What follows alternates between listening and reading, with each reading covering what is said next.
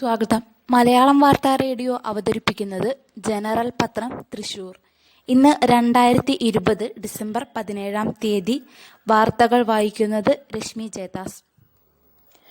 തൃശൂരും കൊച്ചിയും ഭരിക്കാൻ വിമതർ കനിയണം. വിമതരെ പിടിക്കാൻ UDFന്റെ നിർണായക നീക്കം, അല്ലെങ്കിൽ ടോസിലേക്ക്. തൃശൂർ, കൊച്ചി. തൃശൂർ കോർപ്പറേഷനിൽ ആരെ പിന്തുണയ്ക്കണമെന്ന കാര്യം നെട്ടിശ്ശേരിയിലെ വോട്ടർമാർ തീരുമാനിക്കുമെന്ന് വിമതനായി ജയിച്ച MK വർഗീസ് പറഞ്ഞു. ആർക്കൊപ്പം ആയിരിക്കുമെന്ന് പിന്നീട് പറയാമെന്നാണ് MK വർഗീസിന്റെ നിലപാട്. കാരാട്ട് ഫൈസൽ വീണ്ടും മിനി കൂപ്പറിൽ. വിവാദങ്ങളെ വെല്ലുവിളിച്ച് വിജയാഘോഷം.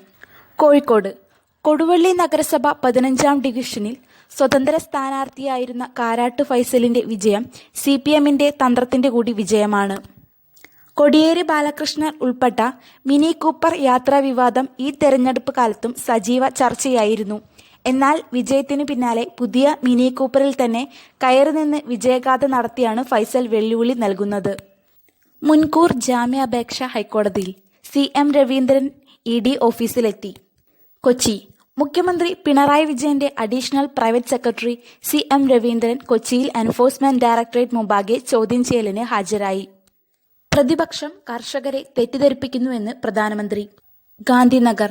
വർഷങ്ങളായി കർഷക സംഘടനകളും പ്രതിപക്ഷം പോലും ഉന്നയിച്ചിരുന്ന അതേ ആവശ്യങ്ങളാണ് ഇപ്പോൾ കാർഷിക മേഖലയിൽ കൊണ്ടുവന്നിരിക്കുന്ന പരിഷ്കാരങ്ങളെന്ന് പ്രധാനമന്ത്രി നരേന്ദ്രമോദി. ക്ഷണം സ്വീകരിച്ച് ബോറിസ് ജോൺസൺ. ഡൽഹി. 2021 ഇന്ത്യയുടെ റിപ്പബ്ലിക് ദിന പരേഡിൽ ബ്രിട്ടീഷ് പ്രധാനമന്ത്രി ബോറിസ് ജോൺസൺ മുഖ്യാതിഥിയാകും. ഇക്കാര്യം ബ്രിട്ടൻ സ്ഥിരീകരിച്ചു. റഷ്യയുടെ വാക്സിൻ 91% ഫലപ്രദം. മോസ്കോ. ക്ലിനിക്കൽ പരീക്ഷണങ്ങളിൽ റഷ്യയുടെ കോവിഡ് വാക്സിൻ സ്പുട്നിക്കിന് 91.4% ഫലപ്രാപ്തി കാണിക്കുന്നതായി റിപ്പോർട്ട്.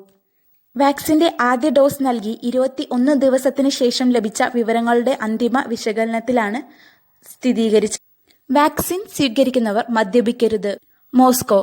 റഷ്യയുടെ സ്പുട്നിക് V വാക്സിൻ സ്വീകരിക്കുന്നവർ 2 മാസത്തേക്ക് മദ്യപിക്കാൻ പാടില്ലെന്ന മുന്നറിയിപ്പുമായി ആരോഗ്യ വിദഗ്ധർ. കേന്ദ്ര സർക്കാരിന്റെ താൽപര്യം സംരക്ഷിക്കാൻ വ്യാജവാർത്താ ശൃംഖലയെന്ന് റിപ്പോർട്ട്. ഡൽഹി. യൂറോപ്യൻ യൂണിയനെയും ഐക്യരാഷ്ട്ര സംഘടനയെയും സ്വാധീനിച്ച് ഇന്ത്യൻ ഭരണകൂടത്തിന്റെ താൽപര്യങ്ങൾ സംരക്ഷിക്കുന്നതായി വൻ വ്യാജവാർത്താ ശൃംഖല പ്രവർത്തിക്കുന്നുവെന്ന് ബെൽജിയത്തിലെ ബ്രസൽസ് ആസ്ഥാനമായി പ്രവർത്തിക്കുന്ന EU ഡിസിൻഫലാബ് കണ്ടെത്തി. അങ്കമാലി. UDF തിരിച്ചുപിടിച്ചു. അങ്കമാലി.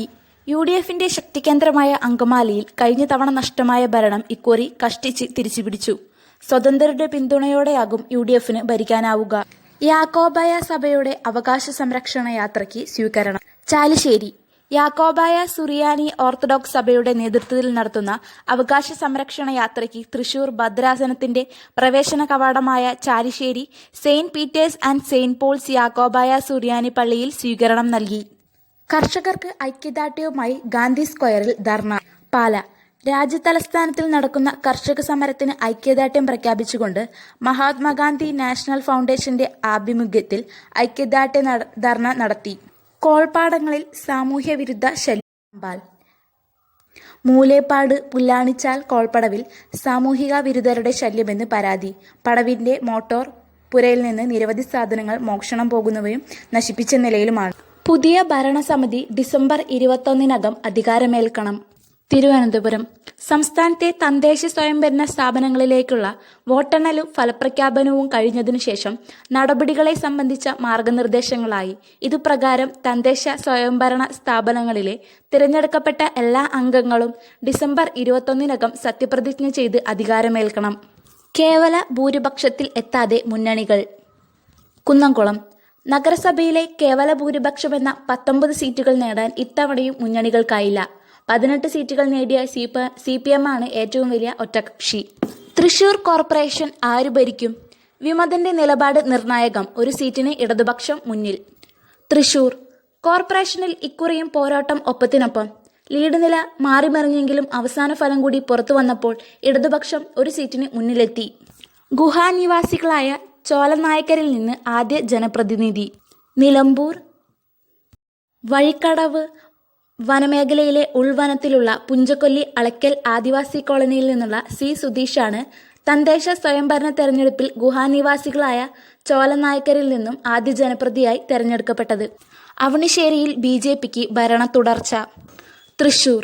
തൃശൂർ ജില്ലയിൽ BJP ഭരിച്ചിരുന്ന ഏക പഞ്ചായത്തായ അവണിശ്ശേരിയിൽ ഭരണ തുടർച്ചയുടെ അവകാശവുമായി BJP. ആകെയുള്ള 14-ൽ 6 സീറ്റാണ് ഇത്തവണ BJP നേടിയത്. LDF 5-ഉം UDF 3-ഉം സീറ്റുകൾ നേടി. വാർത്തകൾ കഴിഞ്ഞു. നന്ദി. കൂടുതൽ വാർത്തകൾക്കായി ഞങ്ങളുടെ വെബ്സൈറ്റ് മലയാളം യൂണിക്കോഡിലുള്ള general.com അഥവാ general.net.in സന്ദർശിക്കുക.